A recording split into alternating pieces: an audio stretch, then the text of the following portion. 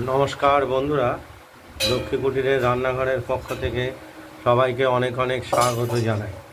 প্রতিদিনের মতো আমরাও আজকে একটা নতুন রেসিপি নিয়ে এসেছি। সেটা হলো পেঁপের বাঁধাকপি। এই যে পেঁপেগুলো আপনারা দেখছেন,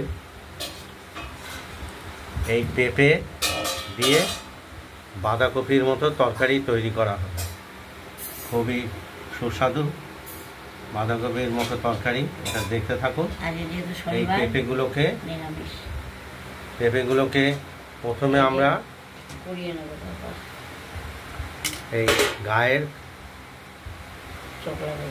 চোখলাগুলো সব ছাড়িয়ে পরিষ্কার করে নেব। তারপর এটাকে এই কোড়ানো হবে। সে কোড়ানোটা আমরা দেখাচ্ছি। আর এই তরকারির সঙ্গে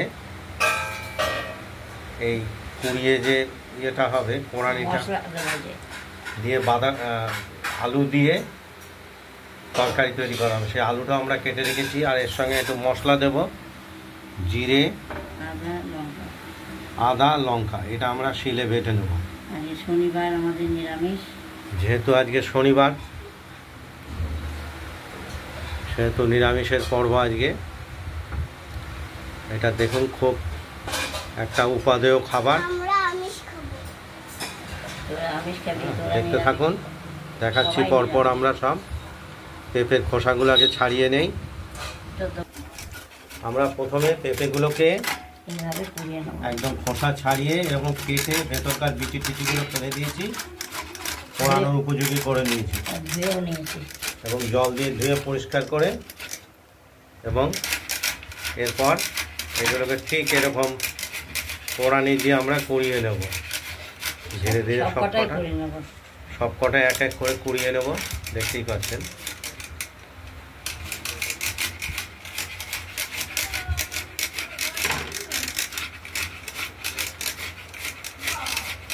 এগুলো সব কুড়িয়ে নেব এক এক করে।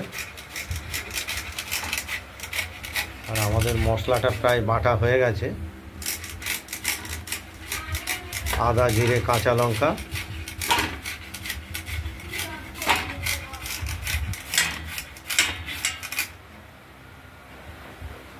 দেখতে থাকুন। আমরা পেঁপেগুলোকে এই কোড়ানির সাহায্যে সব কুড়িয়ে নিয়েছি, দেখতেই পাচ্ছেন। আর আলুটা রয়েছে, আলুটা তো পিস করে আগিয়ে রাখা হয়েছে, তারপর পরপর দেখাচ্ছি। এখনও কড়াই রেডি হয়নি। আর মশলাটা শিলে বেটে রেডি হয়ে গেছে, দেখতে থাকুন। এই কড়াই আমরা বসিয়ে ফেলেছি, তেলটা গরম হয়েও গেছে। তেজপাতা, শুকনো লঙ্কা ফোড়ন দিয়েছি। আর দেব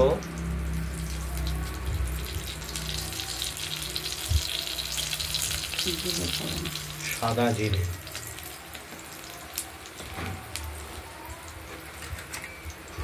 এরপর এর সঙ্গে আলু কটা ভেজে নেব।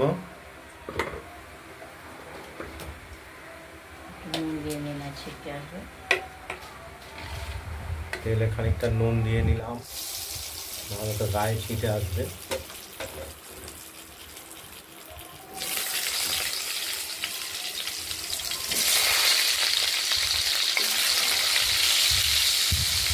বাঁধাকপি যে প্রক্রিয়ায় তৈরি হয়, ঠিক সেই প্রক্রিয়ায় পেঁপে কুড়িয়ে বাঁধাকপি স্টাইলে রান্না একদম। আর কিছু বলার অপেক্ষা রাখে না রান্না। নুন দিয়ে দিলাম স্বাদ মতো, আর হলুদও দিয়ে দিলাম। আলুটা ভাজা হোক। আলুটা ভাজা হয়ে গেছে প্রায়।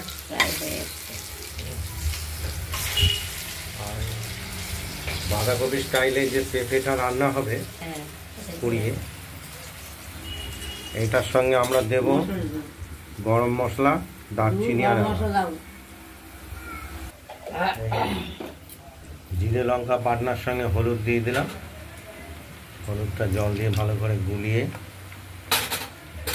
একটু কষিয়ে নেবো, তারপর ঠিক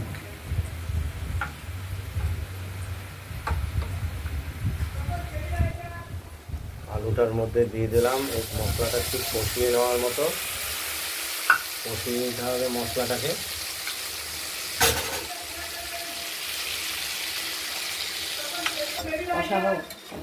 কষানো হোক আলুটা মশলা সহ। মশলাটা কষে এসেছে, এবার আমরা ওই পেঁপেগুলো যে কুড়িয়ে রেখেছি সেই কোড়ানো পেঁপেগুলো এই মশলার মধ্যে দিয়ে দিলাম।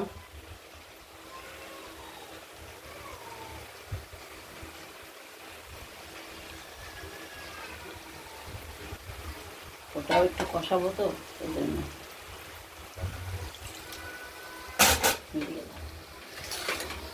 এটাকে এবার মশলার সঙ্গে একটু কষিয়ে নেব। পেঁপেটাকে কষিয়ে নেওয়া হচ্ছে। সামান্য পরে একটু জল দেবো, কষানো হবে।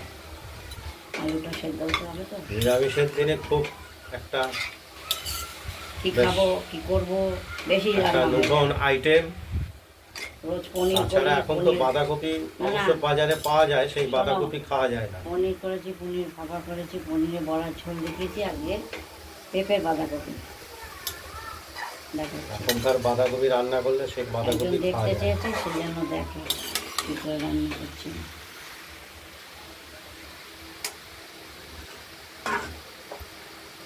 একদম বাঁধাকপি স্টাইলে রান্না।